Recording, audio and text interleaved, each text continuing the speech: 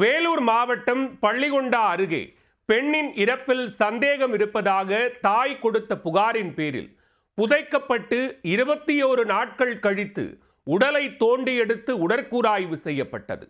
பெண் தற்கொலைக்கு பின்னணியில் இருக்கும் மர்மம் என்ன?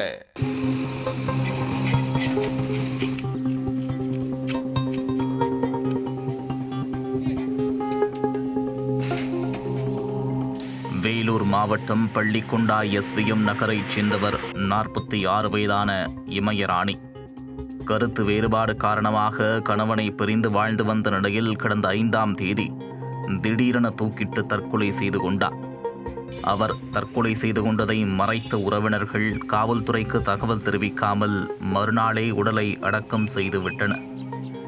இந்நிலையில் கடந்த 12ஆம் தேதி வீட்டில் சிக்கிய அவரது செல்போனில் இமயராணி தற்கொலை செய்து கொள்வதற்கு முன்பாக பதிவிட்ட ஆடியோ ஒன்று இருந்துள்ளது. அதில் பக்கத்து வீட்டில் வசிக்கும் இராணுவ வீரர் கார்த்திகேயனை காதலித்ததாகவும் தன்னிடம் 12 சவரன் நகை மற்றும் ரொக்க பணத்தை பெற்றுக்கொண்டு ஏமாற்றிவிட்டதாகவும் குற்றம் சாட்டியிருந்தார் இமயராணி.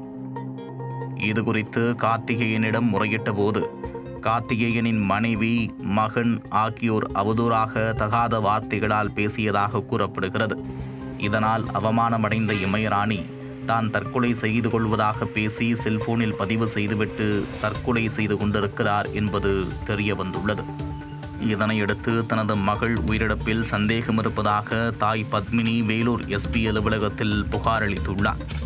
புகாரின் பேரில் வழக்கு பதிவு செய்த பள்ளிகொண்டா காவல்துறையினர் வெள்ளிக்கிழமை மருத்துவக் குழு மற்றும் வருவாய்த்துறை அதிகாரிகள் முன்னிலையில் 24 நாட்களுக்கு பிறகு உடலை தோண்டி எடுத்து உடற்கூறாய்வு செய்தனர்.